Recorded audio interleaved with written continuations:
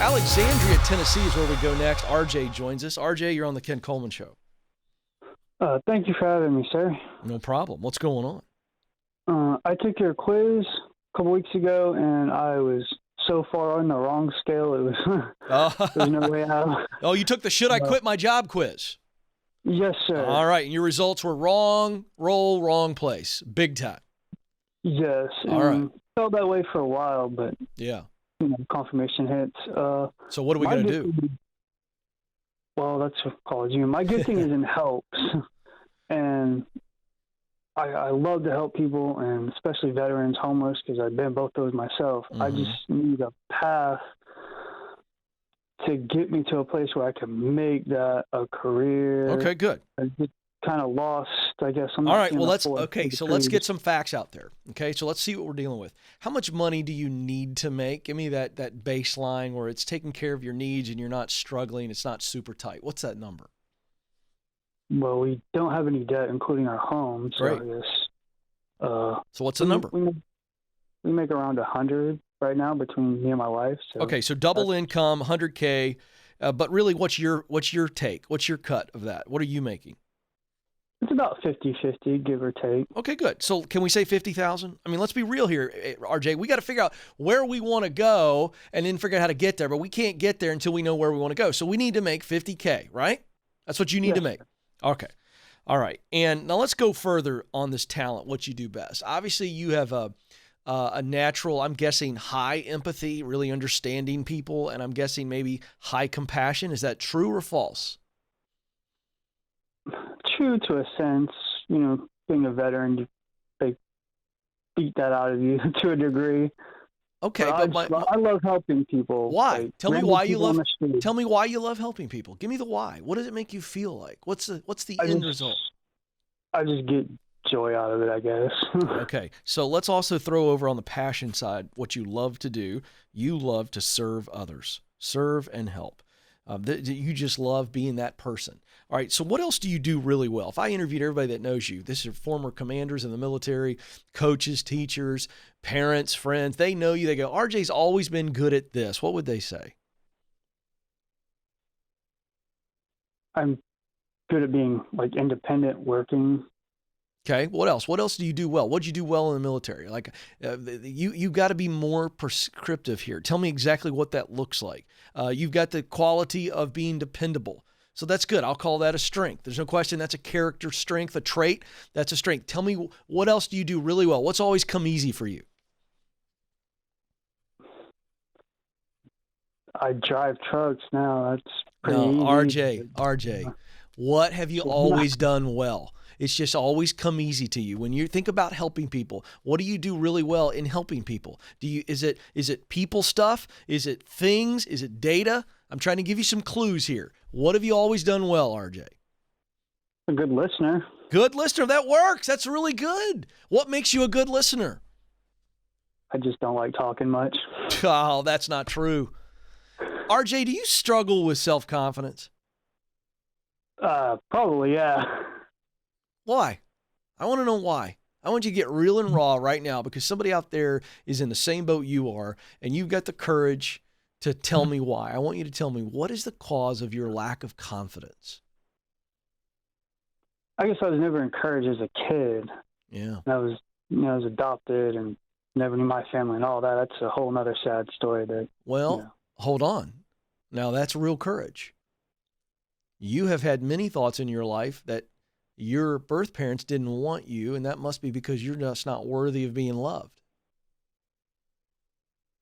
Yes or no? You've dealt with that. Yes. Yeah. So I'm unpacking that because that is a natural and normal state for someone who has been adopted to feel. That's very normal. I read a book called Primal Wound.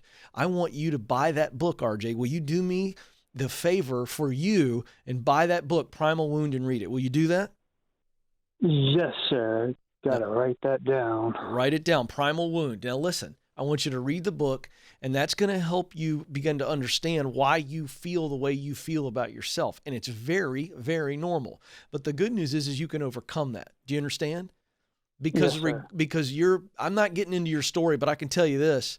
Your birth parents, no matter what you think or feel about them, here's what I do know. Whatever your situation was, somebody cared enough to give you a better future. And that means they loved you and thought you were pretty darn worth it, because they couldn't give you the future that they probably thought they could or should. And so they did that for you. Do you understand that thought?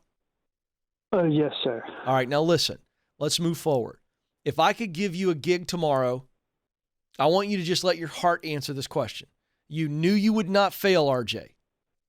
You knew you would enjoy it, but you didn't have to commit 30 years to it. It's just a fun job thing tomorrow, doing what we already know about you. What would you be doing making $50K or more? Tell me. Helping the homeless and people just know, I don't know, kind of. I always had this picture where there's a campus and veterans and homeless and troubled youth could come to and get life skills and, you know, learn how to live off the land. That's a beautiful vision, RJ. You just cast a vision to help those who are disenfranchised, to help those who have gotten behind the 8 ball in life and they feel like they're not worthy and they feel like there's no hope. Am I right, RJ? Are those the people that you have a heart for? Yes. All right, now listen, where are those people near you? Who is serving those people? That's what you have to answer today. And I'm talking before you lay your head down on the pillow tonight. You have got to identify who's helping these people, whether it be the homeless, troubled youth, the disenfranchised, who's helping them in my area. Then you sit down with your wife and you two are making a really good income of $100,000 a year. You can make some changes and some sacrifices and get to a point where you can go work for those people. And so you just have to do the research right now. You're really clear on what you want to do. I didn't hear any wavering at all. So good news. That's stage 1 of finding and living and doing meaningful work. Stage 2 is getting qualified. I think you're pretty qualified, having served in the military, having been homeless and dealt with all that stuff. So really it's about getting connected. And so I want you to hang on the line. Madison, let's give him a copy of my best-selling book, The Proximity Principle, because RJ, this is the manual. This is the map for you. There are people and places that I specifically outline in the book that'll help you get where you want to go. So read that, plus Primal Wound. And RJ, I'm telling you, I want you to hear this, bro. No matter what you have felt and what's been done to you and you haven't been encouraged, I'm telling you, you have a very clear vision. That vision you gave us of that campus, that's clear, man. And that may come to pass in a different way. It might look different, but the vision is the where you want to be in your life, serving those people. And your why, that's purpose. Your why is because you've been there and you've come out of it and you got some help and encouragement along the way and you want to be that for somebody else. Now, the how is what we're figuring out right now. That's the mission. How are you going to do that? Well, maybe you're director of activities at a place that's serving these men and women, or maybe you go and get a counseling degree and you counsel these people because you're a great listener and you have the gift of helps. Those were your words. RJ,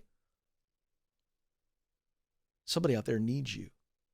They need you big time because you've walked in the shoes that they're in right now. You can empathize and show them compassion because you've been there. That's what you need to be doing. So get about the business of doing that.